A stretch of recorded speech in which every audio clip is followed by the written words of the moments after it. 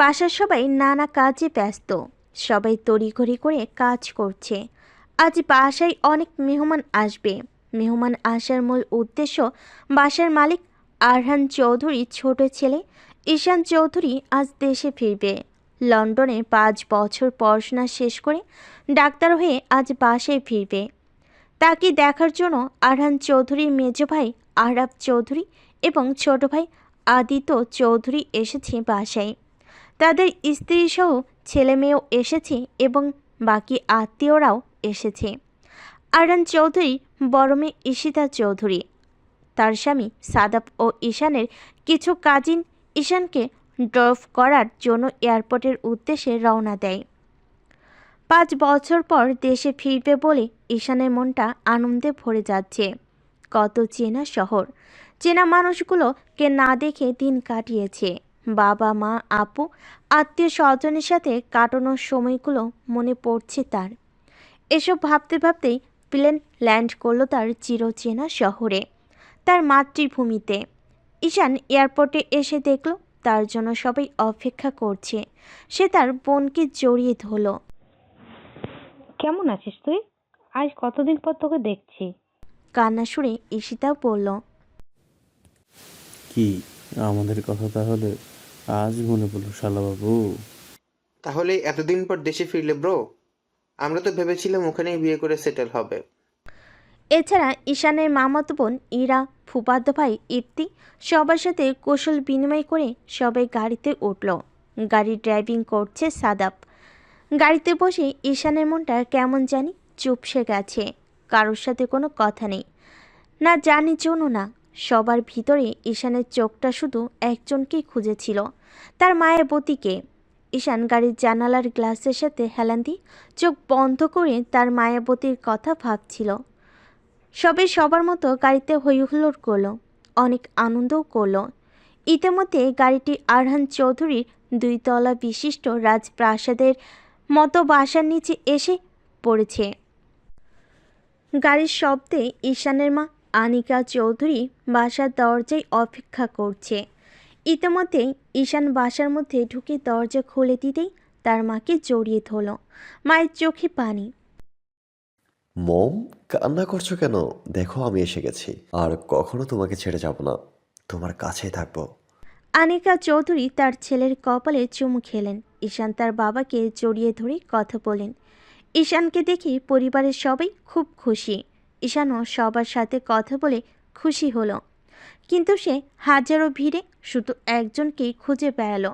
তাকে দেখতে না পেয়ে মনে মনে ভাবল, তার মায়াবতী কি তার উপর রেগে আছে? বুকের বাঁ পাশটাই ঈশানের খালি খালি লাগছিল। সে সবার সাথে কথা বলার পর্ব শেষ করে তার সেই চিরচেনা রুমটাই গেল, যেটা আগের মতো করে সাজিয়ে গুছিয়ে রেখেছে তার মা। সে ফ্রেশ হতে গেল এবং একটা লম্বা শাওয়ার নিল। শাওয়ার শেষে সে একটা ব্ল্যাক শার্ট এবং হোয়াইট জিন্স প্যান্ট পরে রেডি হলো। সে তার বেলকনিতে দাঁড়িয়ে দাঁড়িয়ে সেই মায়াবতীর কথা ভাবছিল। তার ভাবনার সেদ ঘটিয়ে নোহান বলে উঠল, ভাইয়া, তোমার জন্য নিচে সবাই অপেক্ষা করছে, খাবার খাবে, চলো। ঈশান নোহানের দিকে তাকিয়ে ঠোঁটের কোণে হাসি দিয়ে বলল, চলো যাওয়া যাক। ঈশান নিচে এসে দেখতে পেল তার মেজ কাকি নেহা, তার ছেলে নোহান, মেয়ে আরিশা এবং ছোট কাকি শিলা, তার ছেলে শাওন নিচে অপেক্ষা করছে। এছাড়া ঈশানের বাবা, মেজ কাকাই, ছোট কাকাই এবং ঈশানের মামি তিনা, তার মেয়ে ইরা এবং ফুফাতো ভাই ইফতি এবং ফুফাতো বোন ইভা এবং বাকিরাও অপেক্ষা করছে খাবার টেবিলে। এরই মাঝে ঈশানের বাবা বলে উঠল, সবাইকে দেখছি, কিন্তু অনেকক্ষণ থেকেই আমার রিজিতা মামুনিকে দেখছি না। আমার মামুনি কোথায়? রিজিতার নামটা শুনে ঈশানের বুকের মধ্যে মোচড় দিয়ে উঠল। পরক্ষণেই আরিশা বলে উঠল, আমি রিজিতাকে ডেকে নিয়ে আসছি। এই বলে আরিশা সিঁড়ি দিয়ে উপরে হাঁটা ধরল। কিছুক্ষণ পর সিঁড়ি দিয়ে কারোর পায়ের আওয়াজ শুনে সিঁড়ির দিকে তাকাতেই ঈশান চমকে উঠল। সে দেখল ঈশান মুগ্ধ দৃষ্টিতে তাকিয়ে আছে সিঁড়ি থেকে নেমে আসা রিজিতার দিকে। টানা টানা কাজল কালো চোখ, ঠোঁটে হালকা লিপস্টিক, মায়া ভরা মুখে তার ঠোঁটে কিঞ্চিত হাসি। বেশ লম্বা ঘন কালো কেশ, ব্ল্যাক থ্রি পিস পরা রমণী এসে খাবার টেবিলে তার বাবার পাশের চেয়ারে বসে পড়ল। মামুনি, কই ছিলে তুমি? পাপা আমি তো ঈশিতা আপুর রুমে ছিলাম। আদিত্য চৌধুরীর একমাত্র মেয়ে রিচিতা, তার কলিজার টুকরা মেয়েকে না দেখলে পাগল হবার উপক্রম। সব কিছুতেই সবার আগে মেয়ের খোঁজ নিবে সে। যাই হোক, পরবর্তীতে খাবার টেবিলে সবাই টুকটাক কথা বলে খাবার শেষ করলো। খাবার শেষ করে যে যার মতো উপরে চলে গেল। সন্ধ্যার আকাশ। কিরে শালাবাবু, আকাশের পানে তাকিয়ে কার কথা ভাবছিস? ছাদের রেলিং ধরে দাঁড়িয়ে থাকা শাওনকে পেছন থেকে বলল। শাওন ঈশানের দিকে তাকিয়ে ঠোঁটের কোণে হাসি দিয়ে বলল। ও তুই, এখানে আয়।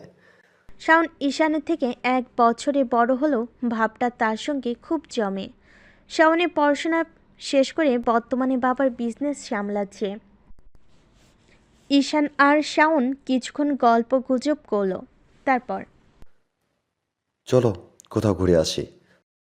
শাওন এবং ঈশান ছাদে থেকে নিচে নেমে এসে দেখল নোহান, ইরা, ইফতি, ইভা, আরিশা, রিজিতা সোফায় বসে আড্ডা দিচ্ছে। সবাই খুব হাসাহাসি করছে এবং তার মা, কাকিরা এবং আপু রান্নার কাজে ব্যস্ত। ঈশানের বাবা, কাকাই এবং বোনের স্বামী সাদাব গুরুত্বপূর্ণ কাজে বাহিরে গেছে। ঈশান কিছুক্ষণ রিজিতার দিকে তাকিয়ে থেকে একটু মুচকি হাসল, যা কারোর চোখে পড়ল না। তার মাকে বলে শাওন এবং ঈশান বাইক নিয়ে বেরিয়ে পড়ল। ঈশান এবং শাওন ডিনারের আগেই ফিরে আসলো। শাওন তার একটা গুরুত্বপূর্ণ কাজে বাসার সবার থেকে বিদায় নিয়ে নিজেদের বাসায় চলে গেল এবং ঈশান তার রুমে চলে গেল ফ্রেশ হতে। কিছুক্ষণ পর রেজিতা মামনি, ঈশানের ঘরে কফিটা একটু দিয়ে আসো তো। কথাটা শুনে রিজিতা চমকে উঠল, কিন্তু কিছু বলল না। তার বড় মামুনি তাকে অনেক আদর করে, বিদায় সে না করতে পারল না। সে চুপচাপ বাধ্য মেয়ের মতো কফির মগটা নিয়ে ঈশানের রুমের দিকে পা বাড়ালো। গিয়ে দেখলো রুমের দরজাটা খোলাই আছে। রুমের ভিতরে গিয়ে ঈশানকে দেখতে না পেয়ে রিজিতা ভাবলো হয়তো ফ্রেশ হচ্ছে। সে কফির মগটা রুমে রেখে ফিরে যাবার জন্য পা বাড়াতেই পেছন থেকে পুরুষালী কণ্ঠে নিজের নামটা শুনে থমকে দাঁড়ায়। তার শরীর যেন বরফের মতো জমে যাচ্ছে। সে কখনো ভাবেনি তাকে সেই মানুষটির মুখোমুখি হতে হবে, আর সে কখনো চায়নি তার মুখোমুখি হতে। সে আড়ালেই বড্ড বেশি ভালো ছিল। তার মায়াভরা মুখটা চুপসে গেছে নিমিষেই। তার টান টান কাজল কালো চোখগুলো ইতিমধ্যেই জলে ভিজে একাকার। তার ভাবনার সেদ ঘটিয়ে তার কাঁধে পুরুষালী হাতের স্পর্শ পেয়ে চমকে ওঠে রিজিতা। সে পিছন ফিরে তাকাতেই দেখে, রিজিতা পেছন ফিরে তাকিয়ে দেখে সে আর কেউ না, ঈশান। একে অপরের দিকে তাকিয়ে থাকে দুজন। পুরো রুমটাই নীরব। মানুষগুলো পিনপিন নীরবতা পালন করছে। রিজিতার ভাবনার ছেদ ঘটে তখনই যখনই ঈশান হাত দিয়ে তার চোখের পানিগুলো মুছে দিচ্ছিল। চোখের পানি মুছে দিয়ে ঈশান তার বেলকনির গ্রিল ধরে দাঁড়িয়ে থাকে। রিজিতা তার জায়গাতেই স্থির হয়ে দাঁড়িয়ে থাকে। রিজিতা আর ঈশানের মাঝে দূরত্ব কিছুটা অল্প অল্প। কিছুক্ষণ নীরবতা শেষে ঈশান বলে উঠল, এই 5 বছরে আমাকে কখনো মনে পড়েনি? কখনো মনে করার চেষ্টা করিনি। আর যদি কখনো দেশে না ফিরতাম? কখনো তো ফেরার অপেক্ষা করিনি। তার এই কথাগুলো ঈশান ছলছল নয়নে রিজিতার দিকে তাকিয়ে থাকে এক দৃষ্টিতে। রিজিতা তার দৃষ্টি নামিয়ে নিচের দিকে তাকিয়ে থাকে। এভাবে কিছুক্ষণ চুপ থাকার পর ঈশানের হুঁশ ফিরে আসে। রিজিতা তখন বলে ওঠে, কফিটা খেয়ে নিন, ঠান্ডা হয়ে যাচ্ছে। রিজিতার কথা শুনে ঈশানের হৃদয়ে খুব করে লেগেছে। তার বুকে অসহ্য ব্যথা করছে, যা কাউকে সে দেখাতে পারছে না। কফির মগে চুমুক দিয়ে ঈশান ভাবতে থাকে, তাকে দেখে যে রিজিতার চোখে একদিন ভয় ছিল, সে চোখে আজ সে অভিমান দেখতে পাচ্ছে। তাহলে কি রিজিতা আর কখনো তাকে চায় না? তার সাথে কি আর কথা বলবে না, নাকি এই অভিমান নিয়ে তার থেকে অনেক দূরে সরে যাবে? তাহলে সে এই অসহ্য ব্যথা নিয়ে সারাটা জীবন কিভাবে কাটাবে? তার মায়াভরা মুখটা না দেখে কিভাবে থাকবে? হয়তো সেদিন তার ভুলের জন্য রিজিতা আজ তার থেকে দূরে চলে যাচ্ছে। দেখেও দেখছে না সেই দিনের জন্য ঈশান আজও অনুতপ্ত। এসব ভাবতে ভাবতে ঈশানের চোখে কখন যে পানি চলে এসেছে সে বুঝতেই পারেনি। ঈশান বড় একটা নিঃশ্বাস নিয়ে বেলকুনিতে এভাবেই কিছুক্ষণ দাঁড়িয়ে থাকলো। তার আর রিজিতার কথা ভাবতে লাগছিল। হঠাৎ কারোর কথাই ঈশানের ধ্যান ভাঙল। পেছন থেকে তার বোন ঈশিতা বলে উঠল। ঈশান, ডিনারের সময় হয়েছে, নিচে আসো। ঈশান নিচে এসে দেখতে পেল নিচে সবাই উপস্থিত আছে, শুধু শাহন বাসায় চলে গেছে। ঈশান এসে তোমার জন্যই সবাই অপেক্ষা করছে। ঈশান খাবার টেবিলে গিয়ে বসল। ঈশানের সামনের চেয়ারে বসে আছে রিজিতা, মুখোমুখি দুজন। ঈশান আর চোখে কিছুক্ষণ রিজিতার দিকে তাকিয়ে থাকলো, কিন্তু সেটা কারোর চোখে পড়েনি। ডাক্তার তো হয়ে গেলে, দেশে ফিরলে মাত্র, কিছুদিন বিশ্রাম নিয়ে তারপর ভালোভাবে কাজ শুরু করে দাও। হ্যাঁ বাবাই, আমিও তাই ভাবছিলাম। অনেকদিন পর দেশে ফিরছি, ধীরে ধীরে সব কাজ শুরু করব। মামা আর ফুপি আসেনি কেন? তোমার মামা কাজের চাপে আটকে পড়েছে, তাই আসতে পারেনি। তোমার ফুপি পরে আসবে একদিন। এভাবে কথা চলতে থাকলো কিছুক্ষণ। হঠাৎ চোখ গেল রিজিতার শুকনো মুখের দিকে। রিজিতার মুখটা চুপসে থাকায়। আমার মামুনির কি মন খারাপ? কেউ কি কিছু বলেছে তোমাকে? না বড় আপু, কেউ কিছু বলেনি। সবাই রিজিতার দিকে এক নজর তাকিয়ে আবার খাওয়াই মনোযোগ দিল। খাবার খাওয়া শেষ করে সবাই সবার রুমে চলে গেল।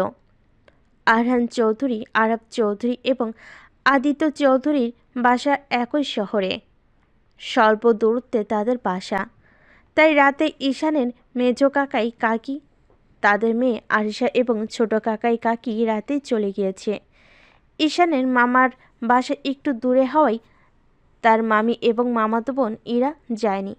রিজিতা তার বাবা মায়ের সাথে যেতে চাইলেও তাকে যেতে দেয়নি। নোহান এতদিন পর ঈশান পেয়ে ভাব জমাতে ব্যস্ত, তাই সে বাসায় যায়নি। বাইরে ঝিরঝির করে বৃষ্টি পড়ছে। ঈশান বেলকুনিতে দাঁড়িয়ে থেকে বৃষ্টি পড়া দেখছে।